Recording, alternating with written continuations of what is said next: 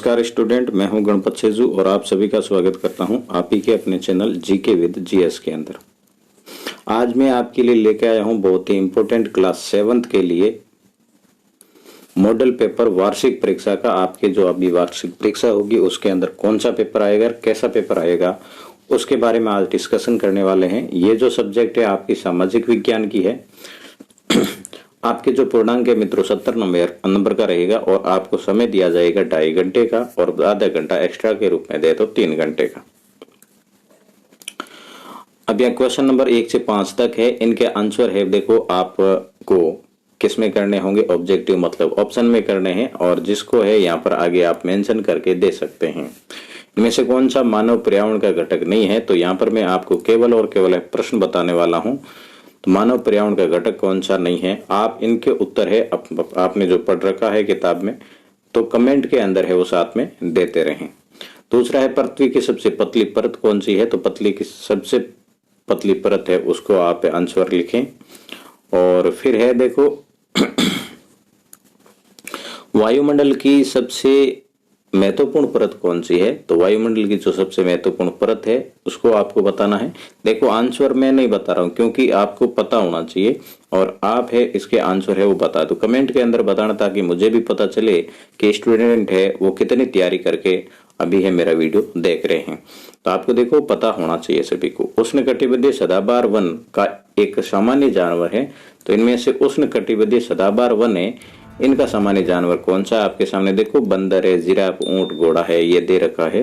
तो इनमें से कौन सा है ये आपको बताना है। फिर है यातायात का कौन सा साधन पर्यावरण को प्रदूषित नहीं करता है, तो इनमें जो पर्यावरण का प्रदूषित नहीं करने वाला जो साधन है वो आपको बताना है कौन सा है। ये आप खुद जानते होंगे और आप ही को बताना होगा।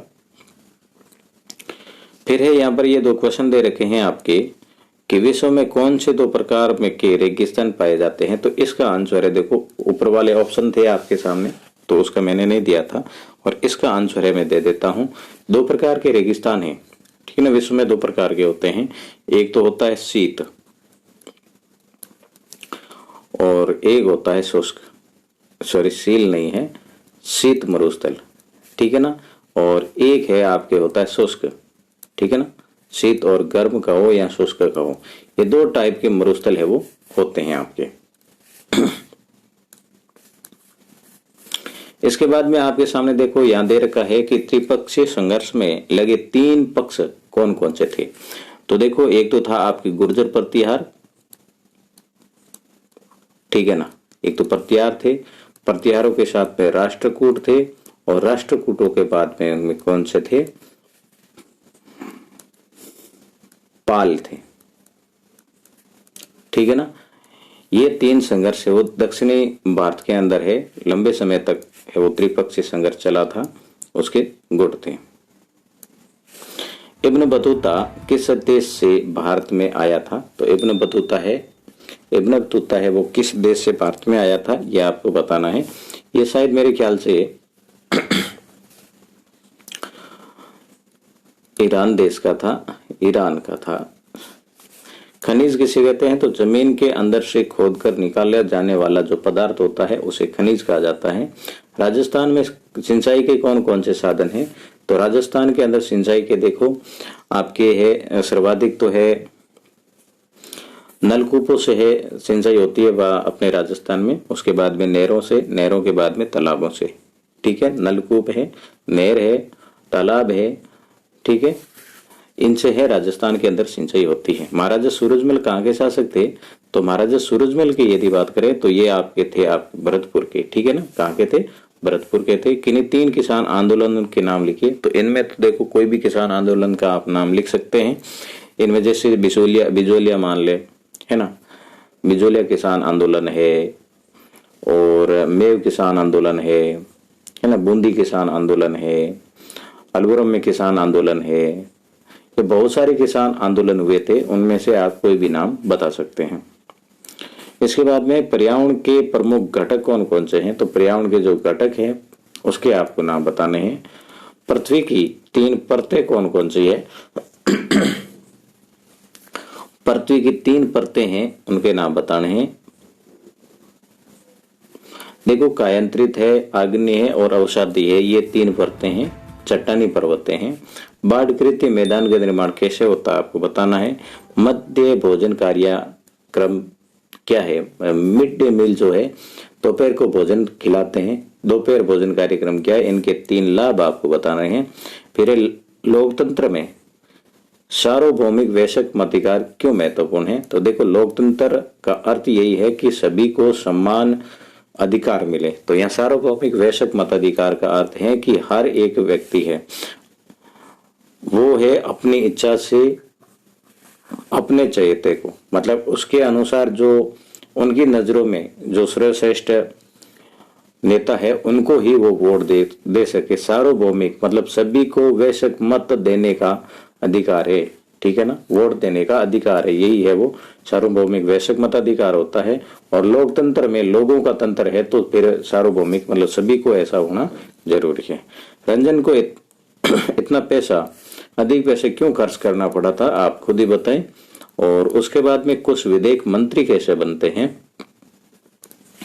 तो कुछ विधेयक मंत्री कैसे बनते हैं स्पष्ट कीजिए। तो विधेयक जो होते हैं मित्रों ये मंत्री कैसे बन जाते हैं।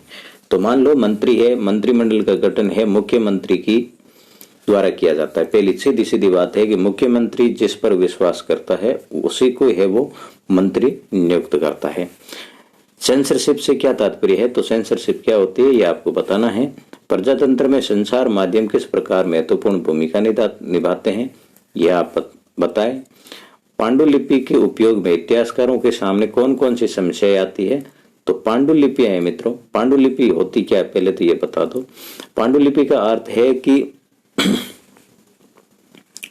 मतलब जिस किसी भी ग्रंथ को हाथ से लिखा गया है वो क्या है, पांडुलिपि है।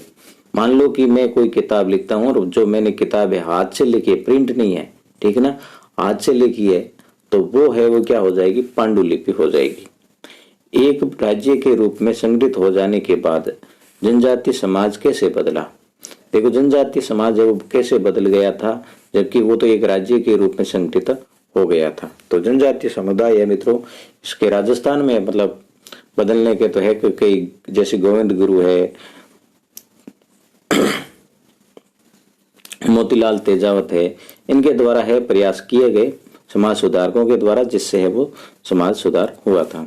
लद्दाख रेगिस्तान व थार रेगिस्तान की तुलना कीजिए। तो लद्दाख का मित्रों रेगिस्तान है वो कौन सा है, शीत है, जबकि ये थार वाला है वो कौन सा है, गर्म है, ठीक है ना, शुष्क है, ये मरुस्थल है। और इनकी अलग अलग विशेषताएं, दोनों एक दूसरे की विपरीत विशेषताएं लिए हुए हैं। तो मित्रों आपके सामने देखो 24 क्वेश्चन दिए मैंने, और 24 बहुत ही इंपॉर्टेंट है, ये आपके वार्षिक परीक्षा में आने वाले हैं, इसको आप है वो याद जरूर कर लेना। तो आज का वीडियो आपको कैसा लगा मुझे जरूर बताना, और चैनल पर पहली बार आए हैं तो सब्सक्राइब कर दो, वीडियो को लाइक कर दो और अपने दोस्तों के साथ में शेयर भी कर लो। मिलेंगे नेक्स्ट वीडियो में, तब तक के लिए।